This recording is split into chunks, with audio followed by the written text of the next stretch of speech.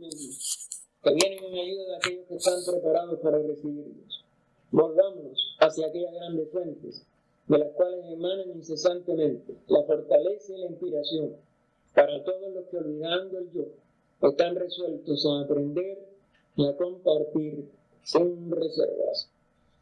Quedamos en el inciso C de esta loca y teníamos ese inciso decía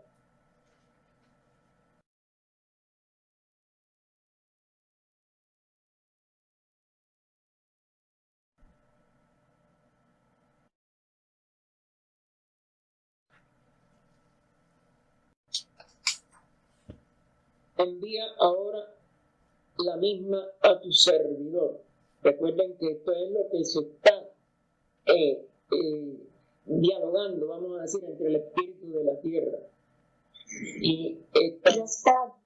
Disculpa que te moleste, ¿no estás grabando? No, mijito, no puedo, no me puedo nombrar con host ni host, no supe entrar, todo está hoy al revés, lamentamos. Si alguno tiene grabadora en su, trata de grabar, que es lo que están creo que haciendo algunos hermanos, y después se verá. Estoy buscando ahora. Bien, el número 7, la cifra fundamental entre todos los demás en todo el sistema religioso nacional, desde la cosmogonía hasta el hombre, debe tener su razón de ser. Es decir, como yo les insisto a ustedes, sobre todo en libros como Annie Besant, un estudio sobre la conciencia, nos señala esta ley, la unidad, para reflejarse como dualidad, trinidad, centenar, etc. Pero bueno, los primeros 3 pasos son la unidad total, la dualidad por una primera polarización y la trinidad por el enlace entre esas dos polos, que nos da entonces que las correlaciones de 3 siempre su mejor y más completa interrelación en que los 3 siempre estén presentes en distintos niveles de relación, es decir, igualdad, son los 3 niveles que llamamos el cuarto rayo, el rayo del equilibrio, pero donde el primero predomine sobre el segundo y el tercero, uno va a quedar en segundo lugar y el otro en tercero, porque ya hay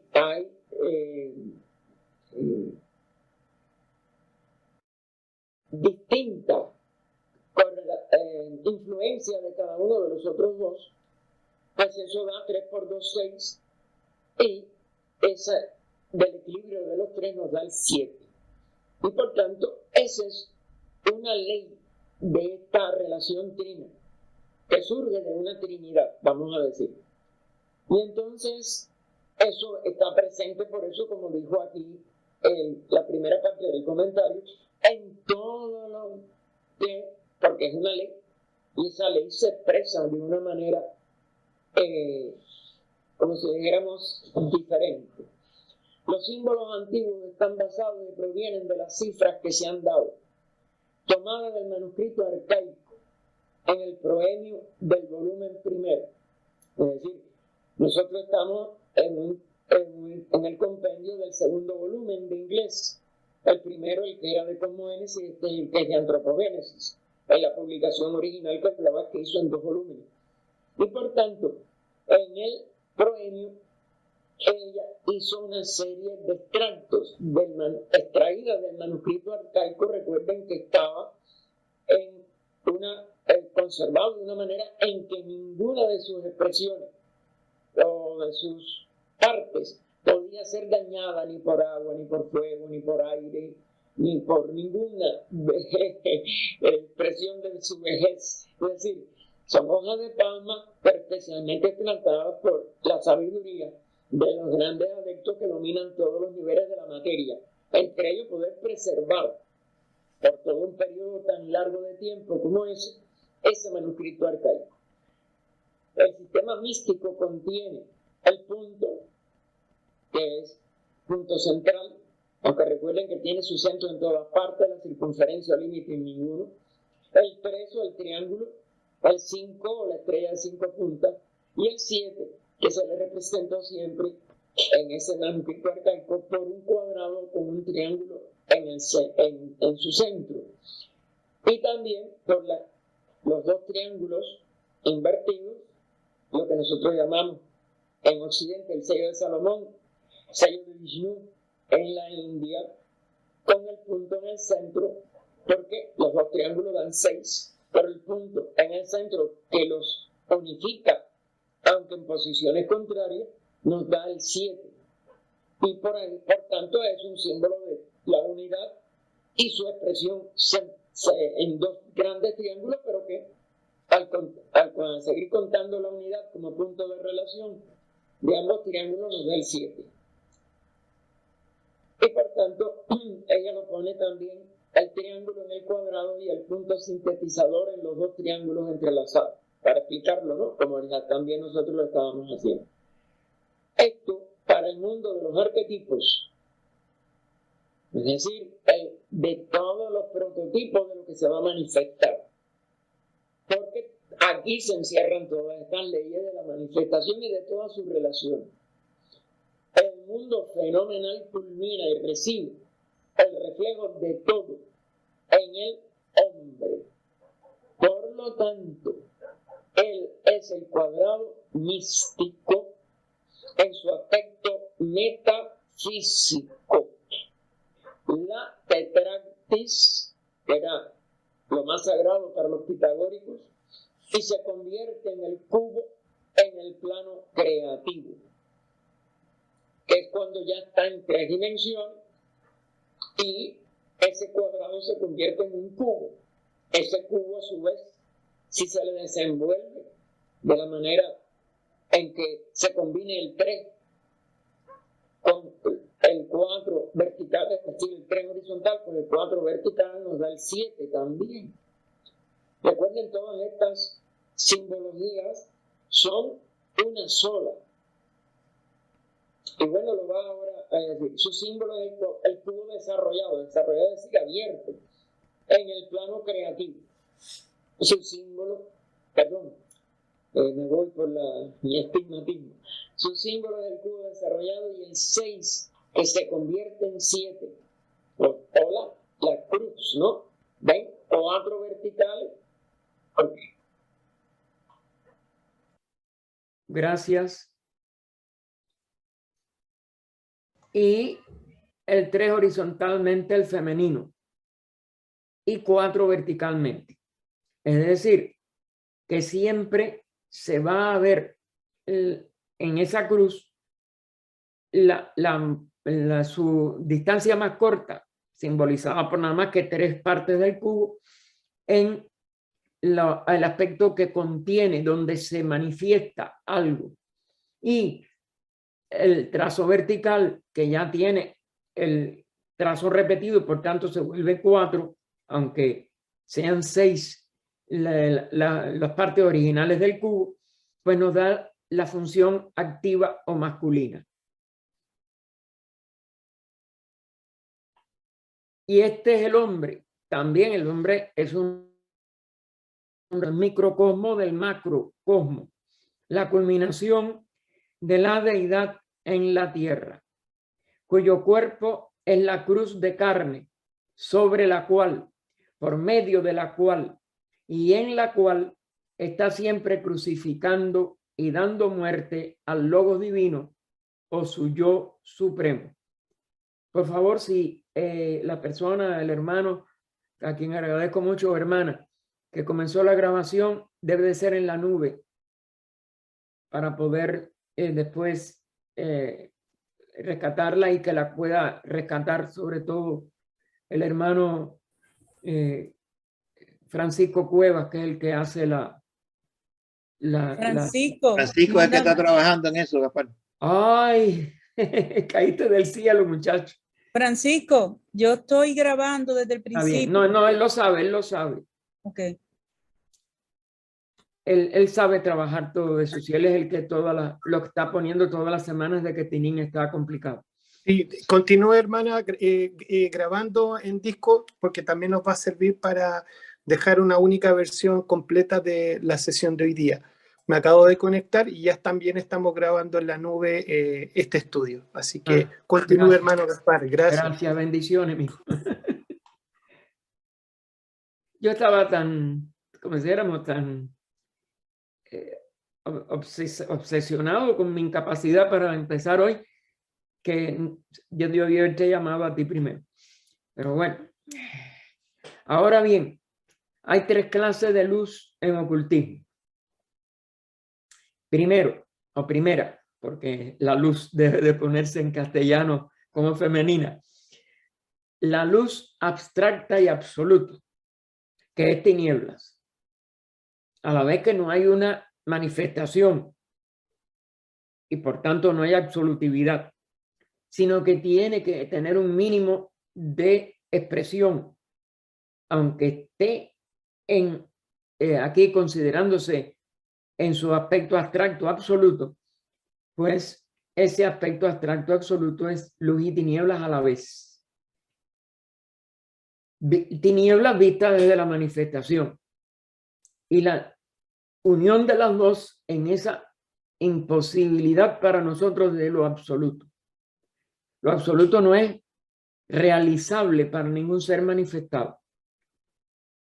Eso es lo que es y no, si se le va a considerar, es lo que tuvo que hacer HPB con en los idiomas que no tienen esa capacidad de absolutividad, etcétera, de la antigua filosofía de los seres, de la fraternidad de adeptos, pues tiene que ponerse sencillamente como una seidad, no es un ser, pero sí la esencia de donde surgen y a donde retorna todo ser. Pero la seidad no puede hacer nada. Ella nada más que es la esencia de donde surge, lo que se manifiesta como conciencia, como espacio, como luz, como sombra, etcétera, como espíritu, espacio, etcétera. La segunda clase de luz en ocultismo, la luz de lo inmanifestado manifestado, llamado por algunos el logos. Es decir, del logos en su sentido primario, en su sentido de lo primero que surge de la seidad. Como ustedes saben, ese logos no puede manifestarse totalmente, nada más que da al segundo logos lo que es el plan de evolución de ese Mahamambantara cuando surge desde la seidad, que es nada más que el estado de un Mahapralaya o absolutividad.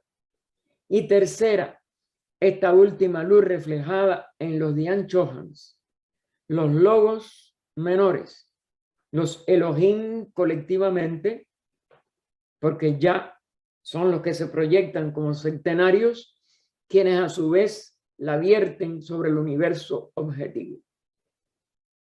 Es decir, esa es la tercera y es la única que nosotros en el aspecto físico conocemos, porque ella también tiene una serie de expresiones completamente, como si dijéramos, compartidas o ya repartidas, funciones específicas que aparecen entonces como, bueno, en el caso de la luz, en el caso del sonido, como los 7 colores, como los 7 sonidos, etc. Se hace centenaria por esta misma relación de los 3, que no solo se manifiesta en la forma en que lo enseña el ocultismo y sobre todo como lo reflejó hasta de una manera muy, para mí la más clara que yo, lo que me lo permitió comprender a mí por primera vez fue el libro Un estudio sobre la conciencia de Annie Besant.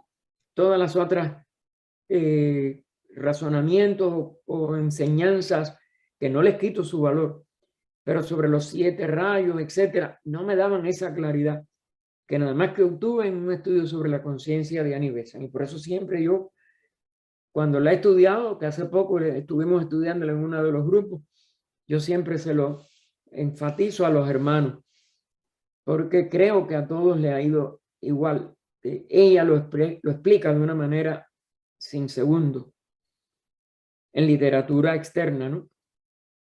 La naturaleza en el hombre tiene que volverse un compuesto de espíritu y materia, porque no puede ser sencilla. No puede ser un espíritu porque sería la seidad nada más en su aspecto activo, y no puede ser el espacio, que no puede estar muerto, porque la seidad también lo alimenta en la manifestación y no hay materia muerta, no hay espacio muerto, vamos a decir. No hay ni un solo átomo que pueda verse como ausente del espíritu o como sin espíritu. Puede no ser detectado ese espíritu, como nos pasa a nosotros, o nos había pasado a nosotros, desde que conocemos nuestras tradiciones de civilización, desde la griega, que la declaró indivisible, y por tanto no se distinguía su vida. Y nosotros no podíamos saber que tenía vida, porque al ser indivisible parecía un punto muerto. Sabemos que el descubrimiento de la energía atómica, etcétera, etcétera, de los electrones, de los elementos, sobre todo, siempre insistimos en esto porque ella fue la primera, de Madame Curie, los elementos radioactivos, descubrir por qué tenían esa cualidad llamada radioactividad, que no es nada más que un movimiento energético de las partículas subatómicas. Y entonces si se mueven es porque tienen vida. Si se mueven como éramos, en precondicionadas condiciones, porque es una inteligencia que las mueve y una vida que las está moviendo. Así que todo eso nos da la imposibilidad de que haya materia muerta o un espacio en donde la vida no se esté manifestando. Y el espíritu latente en la materia tiene que ser despertado a la vida y a la conciencia gradualmente. Ah, no, me fui creo que abajo, ¿no? Sí, bueno, la naturaleza tiene que volverse un compuesto espiritual antes de que llegue a ser lo que... No, y el espíritu latente en la materia tiene que ser despertado a la vida y a la conciencia gradualmente, como estamos nosotros, que gradualmente estamos despertando a la vida, y cada vez podemos expresar una conciencia más amplia, más profunda, más abarcante y más, con más capacidad para expresarse y manejar esa materia en los primeros vehículos propios y después aún en lo que aparece como que está fuera de nosotros y de nuestros vehículos, aunque todo es la misma realidad y todo es la misma vida en la misma unidad de expresión en ese espacio aparentemente diferenciado. La mónada tiene que pasar por sus formas: mineral, vegetal y animal, las conocidas con nuestro sentido físico. Recuerden que en la doctrina esotérica se nos habla de 3 reinos no conocidos, y que con nada más ciertas condiciones generales que algún día conoceremos, que hacen que esa vida que surge en el espacio más abstracto puede ir descendiendo a través de lo que se llaman 3 reinos elementales para llegar al reino mineral, que después pasa por la forma vegetal, animal y llega a lo humano. Eso nos da 7 grandes reinos, el número 7 también que habíamos visto, necesario en todo proceso de las leyes de la manifestación, antes de que la luz del logo se despierte en el hombre animal. Es decir, el ser humano, ese 7º reino, porque ya puede despertar lo que quedó dormido en el arco de descenso, los 3 reinos elementales, empieza a tratar de despertarse en los 3 reinos que van llevando la vida a una expresión cada vez más amplia que parece ausente en el mineral, pero es el ser humano, el séptimo, el que cierra ese ciclo de 7. Claro, ese hombre deja de ser un animal por despertar esa conciencia divina. Y por eso es que puede completar su desarrollo individual y llevarlo al máximo, que es lo que lo hace salir de los 7 reinos y entrar en un reino que no es ni lo que conocemos como de las almas grupales en los reinos inferiores, que no es la vida total como parece que empieza cuando se convierte en esos 3 reinos elementales, pero que tampoco es una vida individual exclusivamente, porque la individualidad, una vez que aprende todas sus lecciones, se eleva conjuntamente con todos los que alcancen esa estatura a un hombre celeste que abarca una jerarquía de seres que llamamos Dianchohan. Y a su vez, esas jerarquías siguen, como si dijéramos, cooperando e integrándose en jerarquías más altas que lo que es un logos. Un logos es una serie de jerarquías dianchohánicas y de otros nombres, como es natural, que nosotros no podemos ni abarcar, para constituirse en un logos planetario primero, un logos solar, y de ahí no sabemos más nada en detalle. Pero indudablemente que igual que un planeta no termina la expresión de la vida en el espacio, sino que cada planeta, que es la casa o la expresión de un logos planetario, se une por lo menos a 7 logos planetarios, aunque hay esquemas como el nuestro que se dice que tienen ya más de 10 esquemas planetarios, pues para constituir un sistema solar, y los sistemas solares unidos de manera que no sabemos ni podemos elucubrar cómo es, constituyen una expresión que llamamos galácticas, y las galaxias pues tienen que seguirse porque cada vez el espacio se hace manifestado, se hace cada vez más inmenso, más complejo y más rico de expresiones de vida y de forma, que no ninguna puede ser inútil. La preocupación que tienen muchos científicos de si puede haber vida en tal. Claro, se sabe que no todos los planetas físicos tienen vida activa en un sentido de 7 reinos, etcétera, como la Tierra, pero o lo fueron como la Luna, o lo serán, como se dice de los cometas, por ejemplo, que parece que son sistemas que están tratando de encontrar su órbita, y así sucesivamente, pero no sabemos en detalle nada. Lo único que podemos tener la certeza, no puede haber nada exagerado, ni inútil, ni por gusto en la manifestación. Responde a algún objetivo, responde a una inteligencia que está activa hasta en el átomo ultérrimo de nuestro mundo material y hasta el último rincón de cualquier galaxia, de cualquier espacio del firmamento.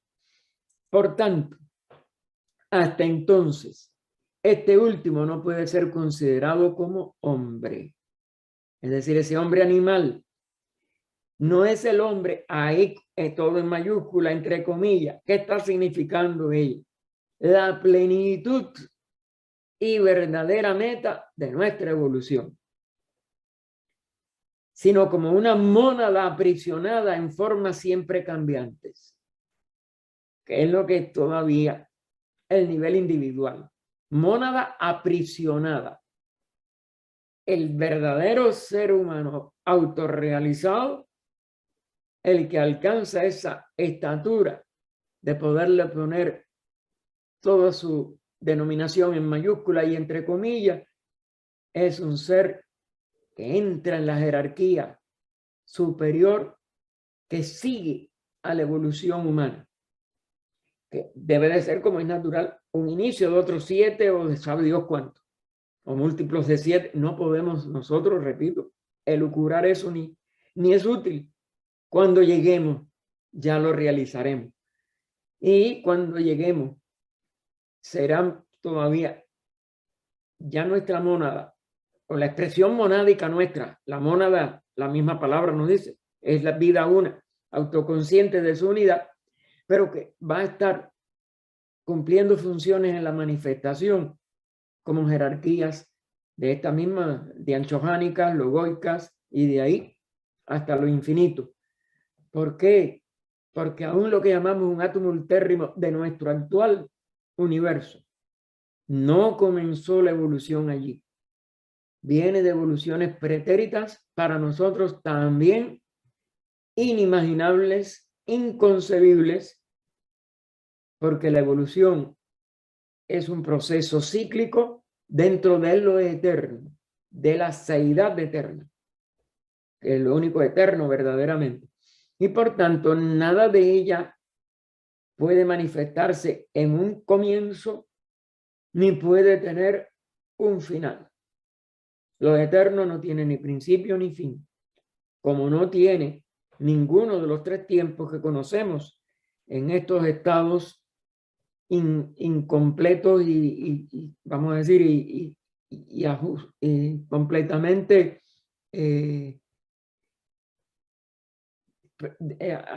aprisionados es la palabra, aprisionados de la manifestación.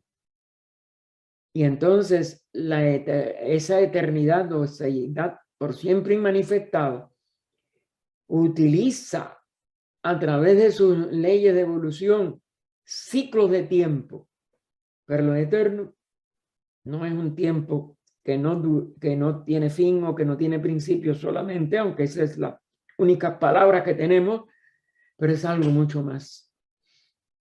Está más allá de los 3 tiempos, y es lo que en la doctrina HPB, siempre poniéndole una inicial mayúscula, nos llama la duración.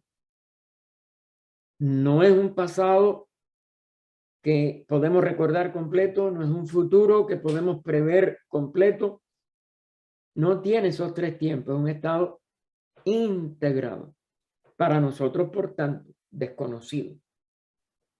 Aunque la integración de los 3 también tenga algo que ver con él. Pero recuerden, la mente humana no puede concebir, y es inefable aquello que no puede concebir, es inconcebible e inefable para ella, esta realidad de la duración y de la verdadera esencia de lo eterno. La evolución, y esto, fíjense como ya lo enfatiza en itálica, y siempre enfatizó en todas sus explicaciones, aunque hay que usarla a veces para ciertos propósitos que las religiones siempre han concebido erróneamente como creación, pero no es creación, porque todo es en la seidad, como posibilidad, como potencia de manifestación, etc. Pero nada se crea, ni se destruye. Lo esencial tampoco puede destruirse. Y por ello es que no hay posibilidad de que una expresión monádica pueda cesar como la esencia de lo que es. Evoluciona en los distintos ciclos de manifestación que le competan para su crecimiento y desarrollo evolutivo, porque todo cuando se manifiesta es para estar en una de las etapas de manifestación de la ley de evolución, que es una de las leyes totales del universo. O más bien la ley total, que se expresa como acción, karma, como dharma, como todas las demás palabras que usamos para la aplicación de esta ley del todo en algunos de sus aplicaciones específicas. Así que la evolución, no la creación por medio de palabras, que es vibración, no las palabras nuestras, se reconoce en la filosofía del Oriente hasta en sus anales exotéricos, ex oriente luz, es decir, la luz viene del oriente. La iluminación, la realidad, la verdadera enseñanza, la verdadera sabiduría, nada más que viene no solo en el sentido físico relativo de nuestro planeta, que el sol siempre sale por el este, sino que es un símbolo de esa sabiduría que siempre viene de donde surge toda luz. Y es lo que nosotros llamamos entonces, siguiendo la costumbre de los griegos y las enseñanzas de ese esoterismo que ellos tuvieron también, y de instructores como los Hermes Trismegisto que se hablaban esta mañana, pues aún en lo exotérico, deformado, pues tenemos que hay evolución y a través de vibraciones. La manifestación toda vibra. ¿Por qué? Porque es la interrelación que hay entre la realidad del espíritu y el espacio donde él se manifiesta. Y esa relación es vibratoria. Y ya la ciencia nuestra, a pesar de toda la ignorancia que queda todavía de los restos de materialismo que en las academias sobre todo, porque casi los grandes que han de verdad logrado desentrañar alguna de los grandes avances que tuvo la ciencia a partir del fines del 19, con Madame Curie, etcétera, y después Einstein, los cuánticos, etcétera, y sigue hasta hoy, pues seguirán y tendrán que comprender que realizar que todo ello es una unidad que sigue modificándose en lo manifestado, pero que ni se crea ni se destruye, que nada puede añadirse porque nada puede quitarse. Sigue siendo solo en la realidad esa totalidad de donde surge toda manifestación y a donde siempre retorna. El mismo concepto de en las religiones que, como la de Buda, que se mantuvo la pureza del nirvana, llamado nispanna en algunas terminologías, y que aún está siempre durante todo el Mahapralaya, como para nispanna o para nirvana total, donde no hay contacto con nada manifestado ni relación con ningún nivel de expresión de manifestada, que toda sí está sujeta a tiempos, mientras que lo otro está nada más que en la condición de lo eterno o de eternidad de esa seidad. Con frecuencia se nota confusión en los atributos y genealogías de los dioses en sus teogonías de Alfa y Omega, de los anales de esa ciencia simbólica, según la han dado al mundo los escritores brahmánicos y bíblicos medio iniciados.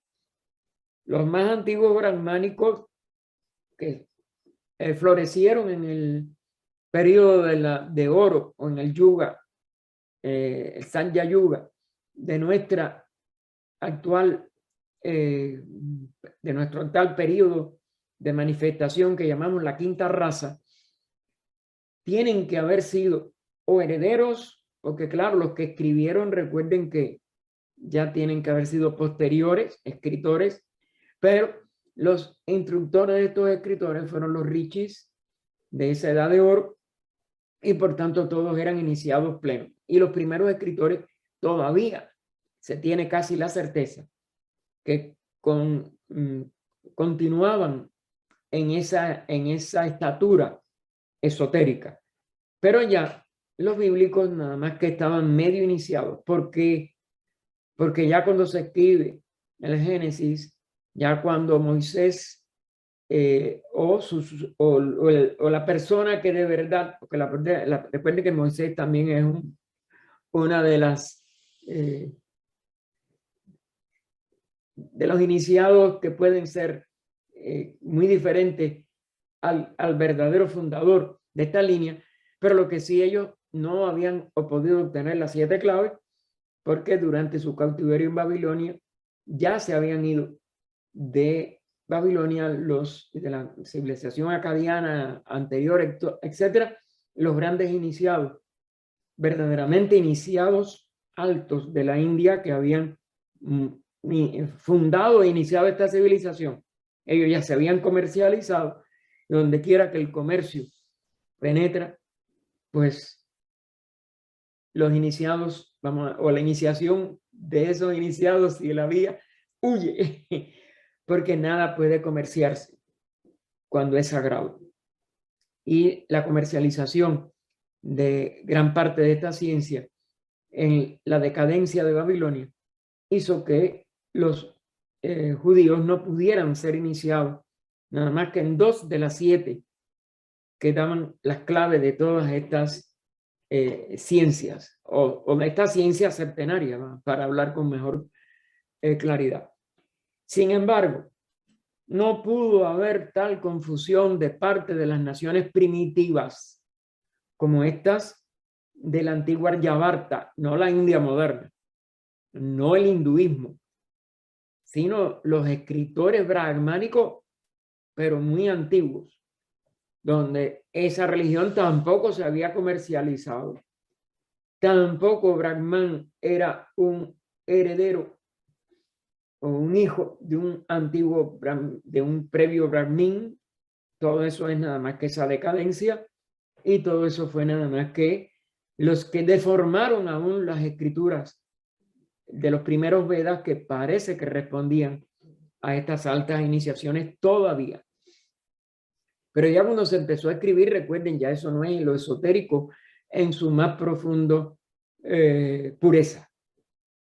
Lo verdaderamente esotérico nada más que va del iniciado al que inicia, porque no es tampoco en una comunicación intelectual ni verbal, aunque se le simbolice que es de boca a oído, porque no se podía escribir. Es de iniciado al que está siendo iniciado, porque nada de esto tiene cabida en el nivel inferior personal, solamente de la individualidad hacia arriba hasta alcanzar el nivel de la mónada libre de su actual prisión, de su actual encadenamiento a los mundos materiales, es decir, que ya se libera de la rueda de nacimientos y muerte y por tanto de la etapa humana. Y ese es el único que recibe esa iniciación liberadora y por tanto que autodescubre dentro de sí mismo esa realidad que se le comunica, entre comillas. Eso es autorrealización, eso siempre es por sí mismo, pero indudablemente siempre hay una cadena iniciadora y de iniciados. Y es una cadena. No puede haber eslabones sueltos.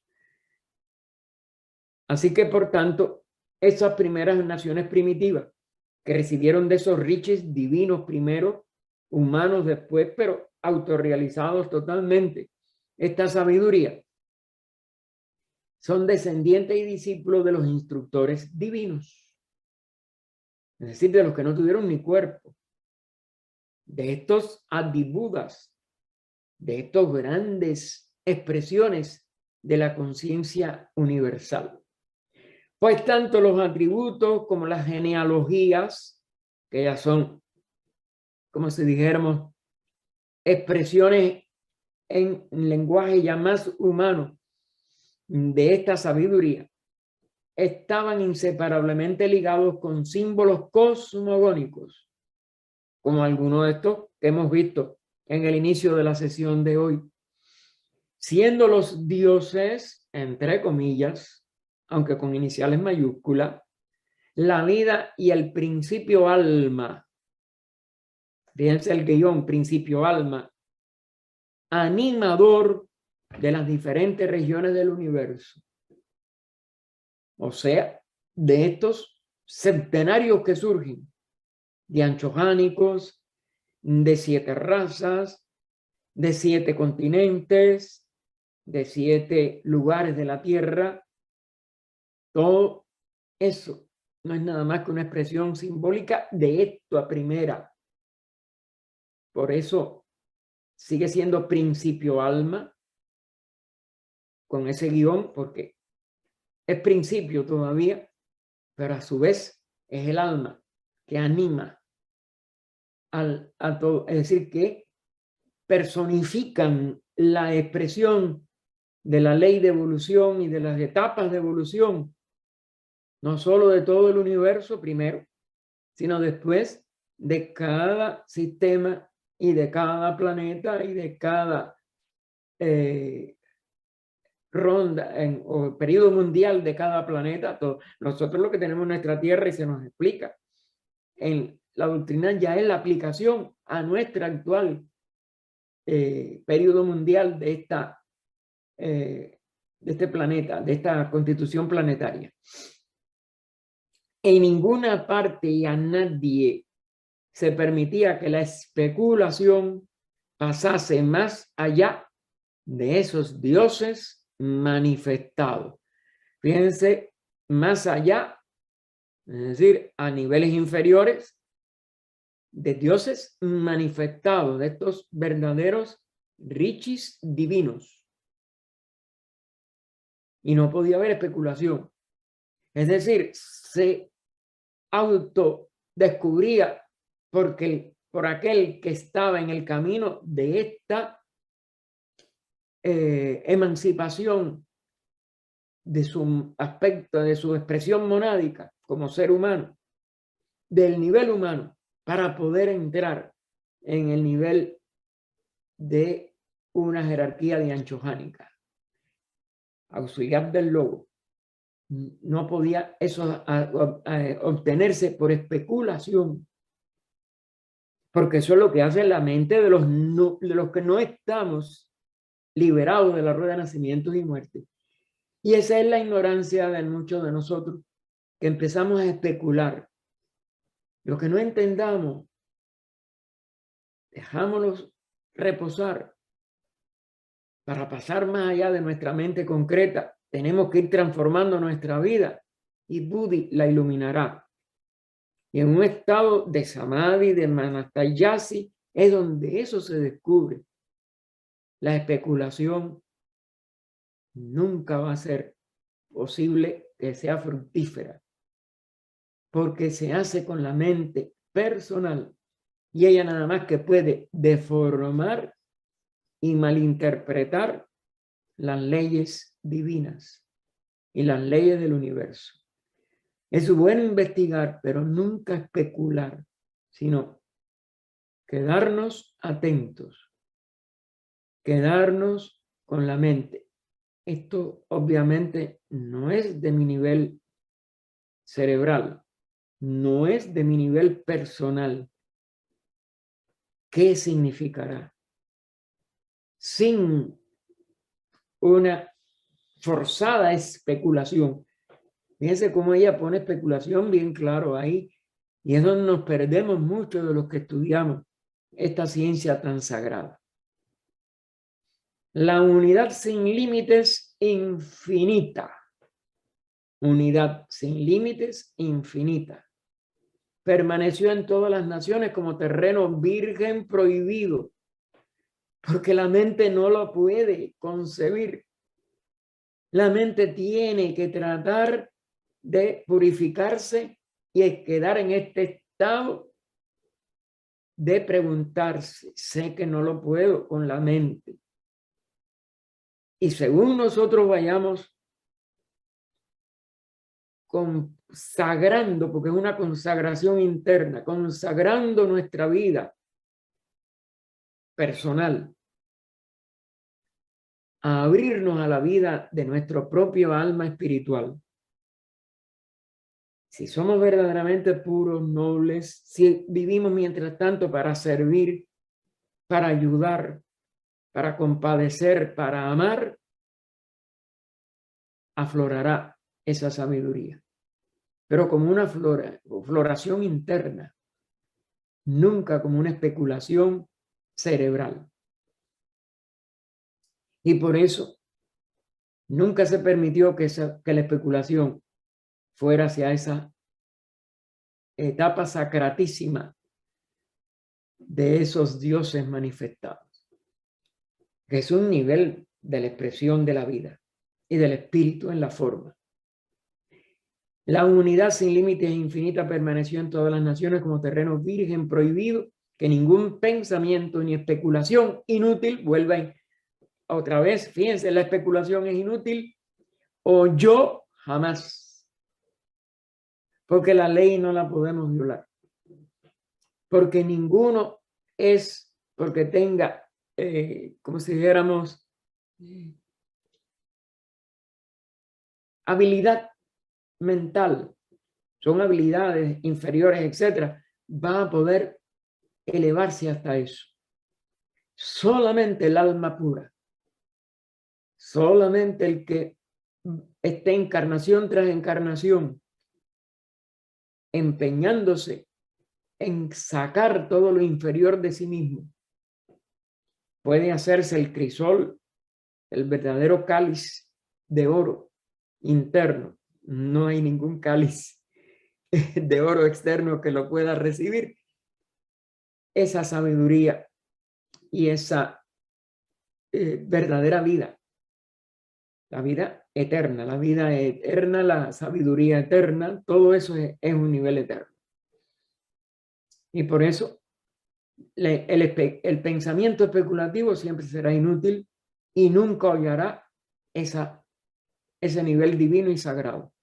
La única referencia que se hacía a ella era la concisa noción de su propiedad diastólica y sistólica, de su expansión periódica o dilatación y contracción.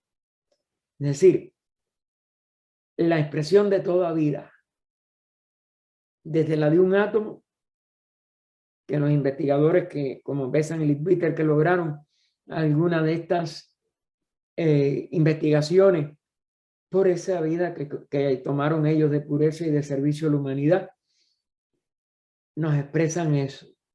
Cada átomo verdadero de nuestro plano físico mismo es un corazón que late, que está latiendo constantemente, diástole y sístole.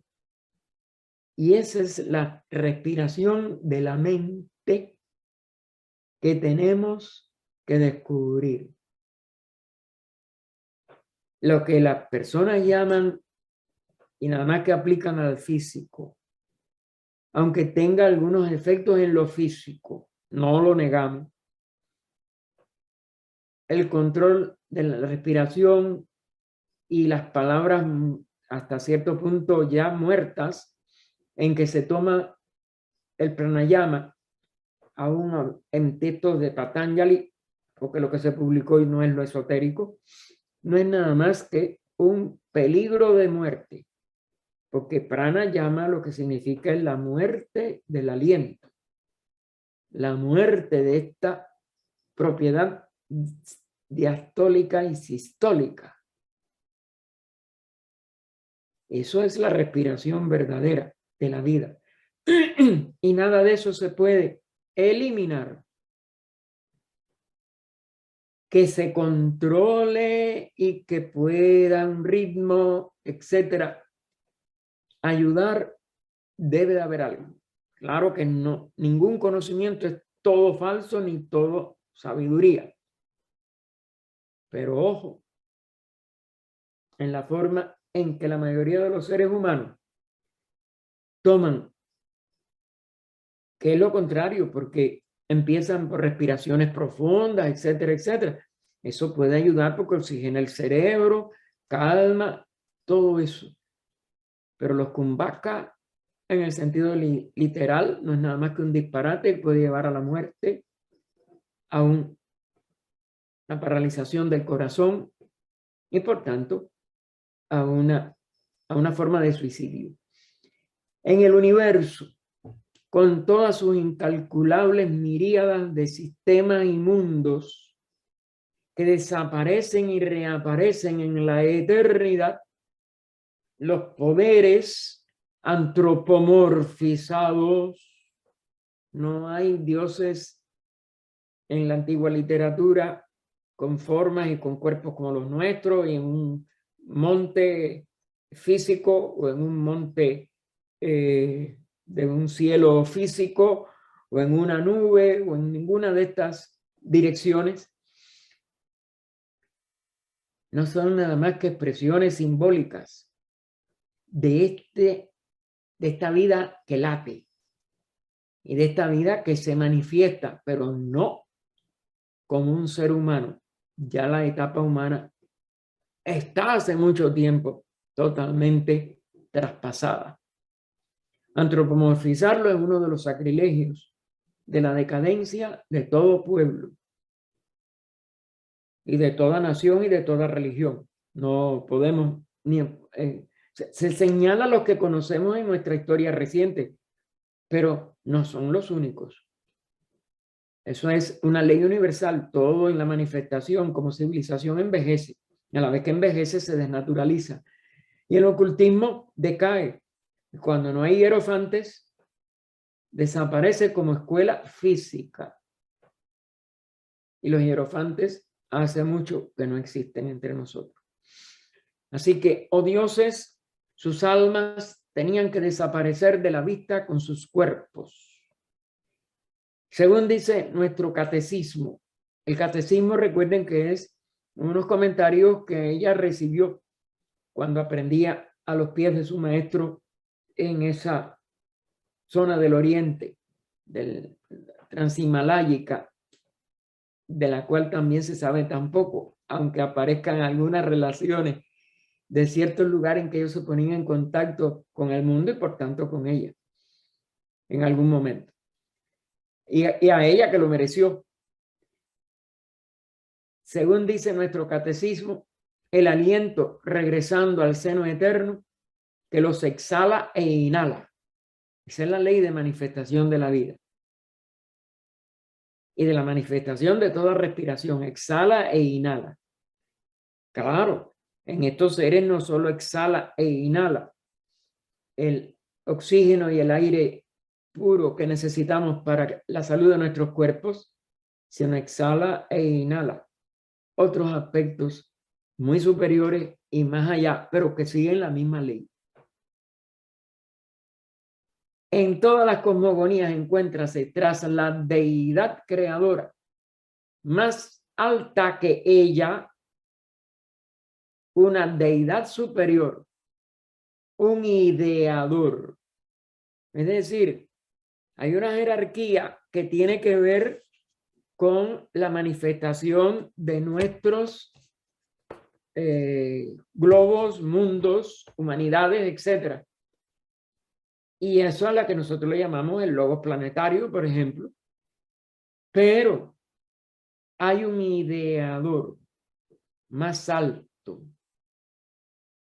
Es decir, el que tiene que ver con la idea, con los arquetipos, con los prototipos.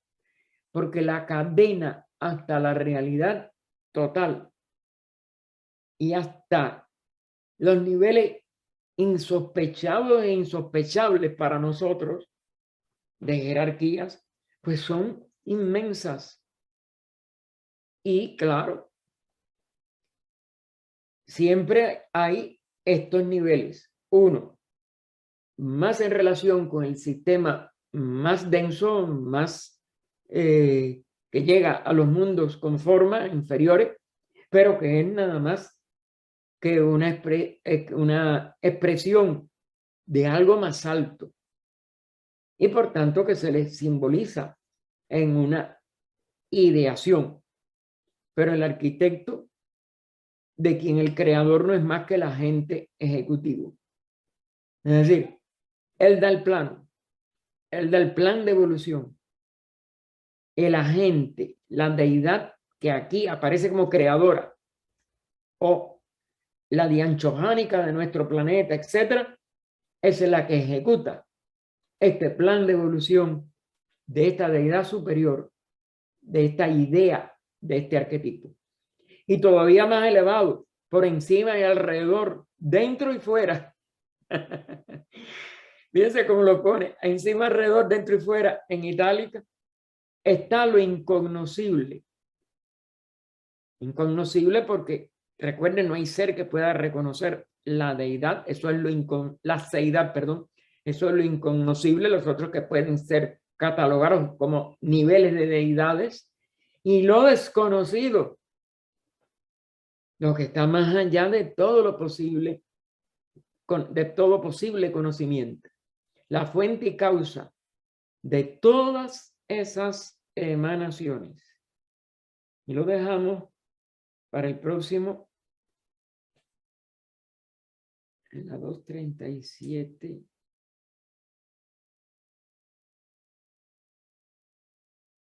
Para comenzar el tercer esloka, el próximo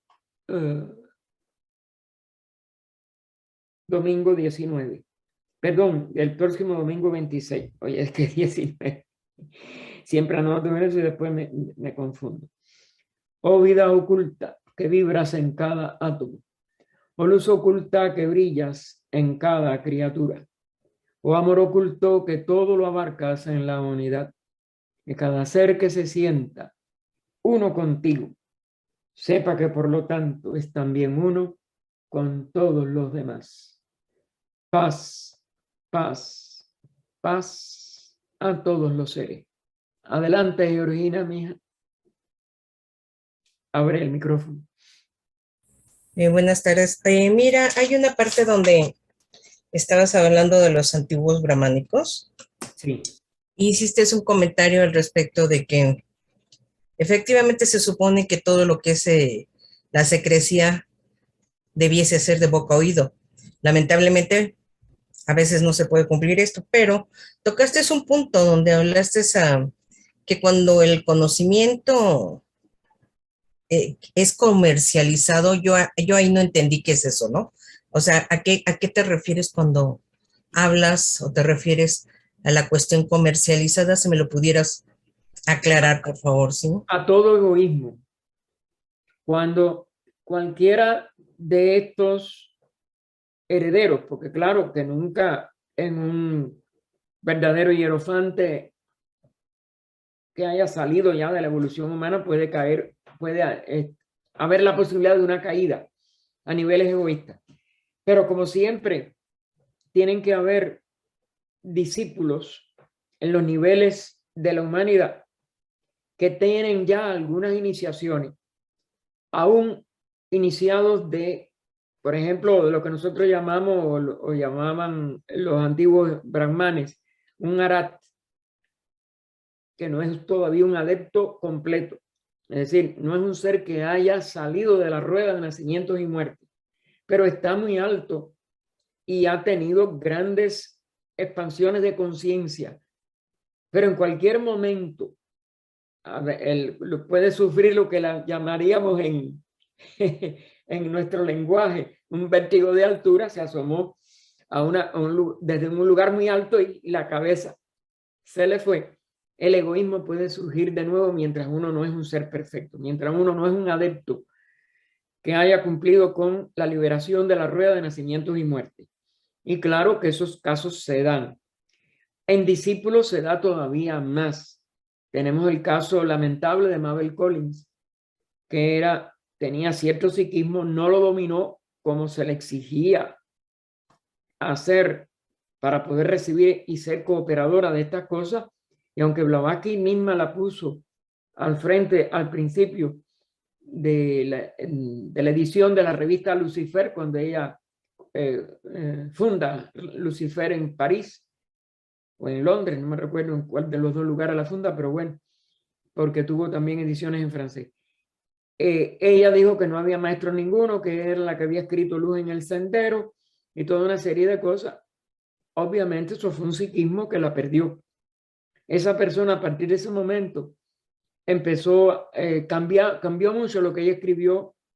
Se decía que era que ella, o ella misma lo dio a entender, no sé, eso sí no lo sé en detalle, como que Historia de una maga negra era Madame Blavatsky, que había sido maga negra, toda una serie de disparates, y que nosotros, como es natural, sabemos todo lo que ella hizo. En el caso de Madame Blavatsky, con solamente haberse dedicado a tocar el piano, hubiera podido ser tan famosa como la viuda de Schumann, Clara Schumann o Clara Wieck, que era su apellido de soltera, que fue una de las pianistas más grandes de su tiempo. Y Clara Schumann tocó con Madame Blavatsky una vez en un concierto de, ¿cómo se llama? ¿Cómo se dice? De servir a los pobres, de hacer algo por los que estaban con algún problema. Y Madame Godard, que también tocó junto con ella.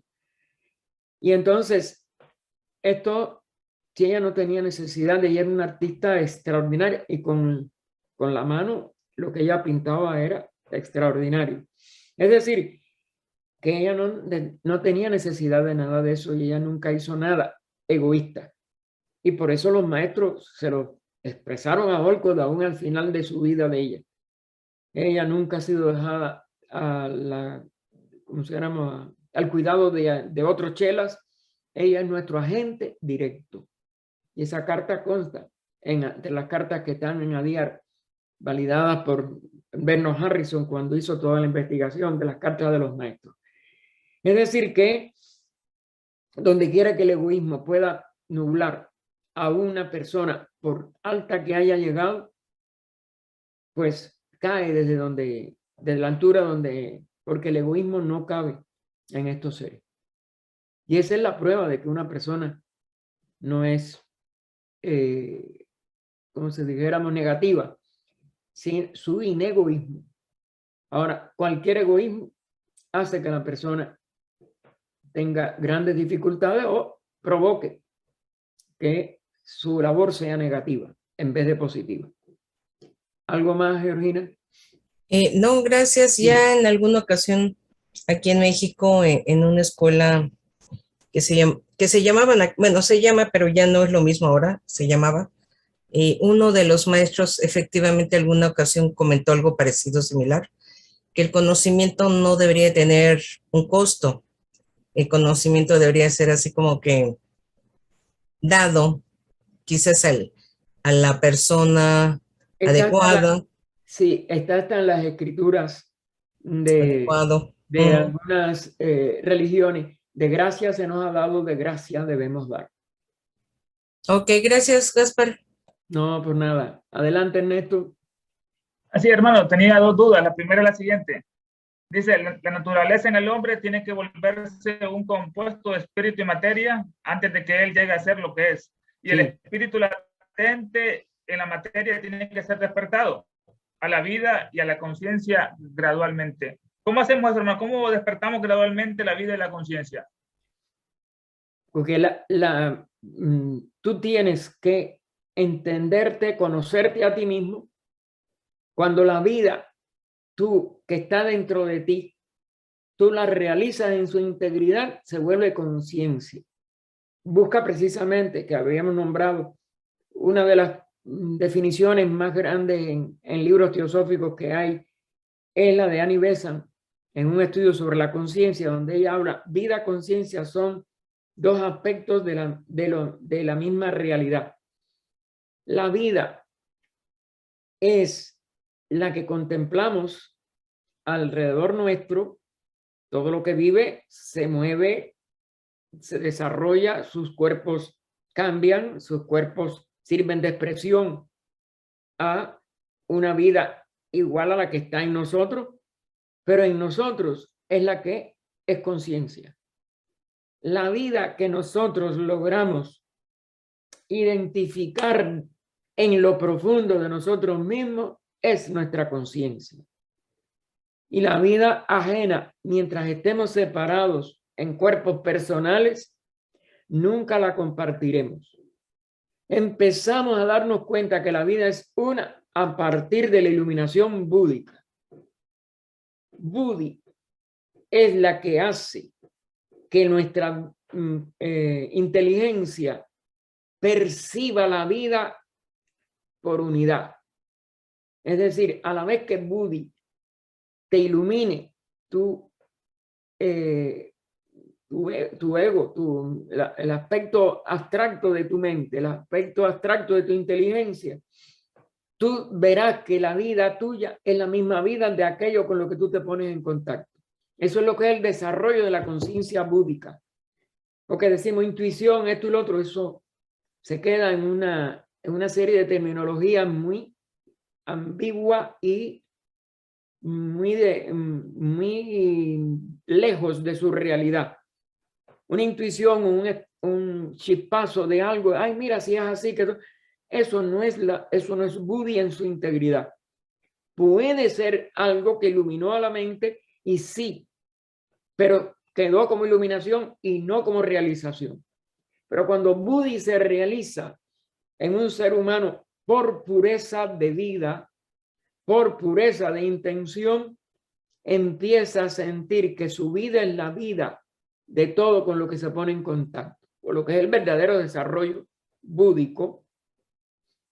Y ese desarrollo búdico es el que te permite acercarte a la unión que tanto señala sobre todo Krishnajit, pero también todos los libros antiguos de cierta espiritualidad, que el conocedor, lo conocido y el conocimiento se vuelven uno. ¿Qué cosa es uno? Que todo es la expresión de una vida y que esa vida es la vida nuestra. Y la unidad de vida se descubre en ese nivel búdico por este desarrollo de la parte superior. No sé si las palabras son claras porque, claro, si no pasamos por una experiencia y yo no la he pasado plena, pues es difícil de poner en palabras. Pero es lo que tenemos que, y eso tiene que ser cambiando nuestra vida, purificando nuestras intenciones y tratando de sentir, de ayudar a los demás, pero por unión. Cuando tú sientes la unidad con otro ser en el momento que le ayuda a que esto y el otro, estás a un paso de obtener esa conciencia búdica. ¿Algo más, mijo? Dime la otra, porque me dijiste que eran dos. Sí, hermano, estamos estudiando la primera estancia, la segunda es loca. Hoy estudiamos el inciso número C, que decía, envía ahora la misma a tu servidor, o sea, la luz, el calor y la gran munificencia. Pero aquí en el resumen de este compendio, hermano, creo que no analizamos esto. Hablamos de símbolos, de número 7 y otras cosas. No sé bueno, mira, qué piensa de eso. Yo, acuérdate, yo hace mucho tiempo que estudié este compendio y no lo puedo ni repasar. Yo estoy llevando una vida que no es. Y entonces, que no la puedo abarcar. Vamos a decir, mira hoy la metida de pata que da. Y tengo que buscar esto porque en la nueva computadora no doy pie con bola. Y no puedo entrar correctamente. Aparte he perdido toda una serie de cosas. Recuperé el ID para entrar como él, pero no el de host lo he perdido. He perdido el papel donde he perdido, parece que lo hice mal porque no me responde, me dice que no. Bien, el caso es, tenemos que ir progresando poco a poco o de grandes despertando a grandes realidades si cambiamos nuestra vida. El cambio del ser humano es el que le va a posibilitar que estos baches no se nos produzcan. Compara de todas maneras lo que está en el compendio, a ver si hay alguno que ya se saltó completo o es nada más que un esloca o algo. Yo vi que ahora nosotros, después de este inciso C, lo que viene aquí es, para mí es la esloca 3, o no sé si es, tengo que compararla, no sé, quedamos en el 3 en la página esa. Déjame ver. La interna es, la completa del libro. Es la página, búscalo y cualquier cosa el domingo que viene lo aclaramos. Porque yo ahora no te puedo contestar, la verdad. Sí, 237. de la parte interna, pero que creo que es 197, porque nada más que sí fue una sí, ajá. Es 237 de cuando abres el libro arriba, pero es 197 de las páginas que adentro están impresas. Porque recuérdate que la obra tiene un prefacio grande y una explicación. Yo siempre les pido a los hermanos que no le tienen miedo, que han estudiado, porque tú lo has estudiado conmigo, la doctrina secreta completa, que vayan a la doctrina y amplíen lo que no esté en el compendio. Este es un esfuerzo porque poner en relación a las personas con una obra menos amplia y que le pueda dar una visión general de lo que ella planteó en la doctrina, pero a la vez que es un compendio, ya obvia muchas cosas, las que los compiladores, que fueron Humphreys y no me acuerdo el otro nombre, pues estimaron que podían ayudar a que las personas que le tenían miedo a una obra tan grande pudieran tener una visión de la obra general. Pero tú has estudiado, así que sigue estudiando la obra completa, donde quiera que veas algo que tú que entiendas de valor. Y si quieres, de todas maneras, tú sabes que mi dirección y todo, escríbeme y yo te contesto. Cualquier cosa, con mucho gusto, mi hermanito. Gracias, hermano. ¿Algo más? Ok, adelante, Emilce. Yo les quería decir de parte de Lucila que no se olviden de la OTS, porque estaba quería poner los códigos. Ella me lo dijo. Sí, gracias. Sí. No, yo sí recibí el WhatsApp. Gracias, mijita. Gracias. ¿Nadie más entonces?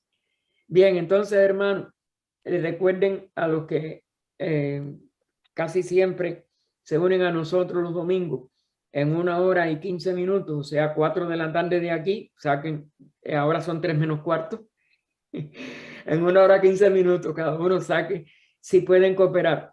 Hay tantos enfermos, hay tantas personas sufriendo en el mundo que debemos tratar de ayudar a todo el que sufre. Le agradezco de nuevo a los hermanos que empezaron, desde Enrique, María Luisa, etcétera, y pero sobre todo nuestro corazón al hermano Francisco Cueva, que pudo resolver que se tuviera la certeza de que la grabación quedara completa. Y Francisco Salvador. El domingo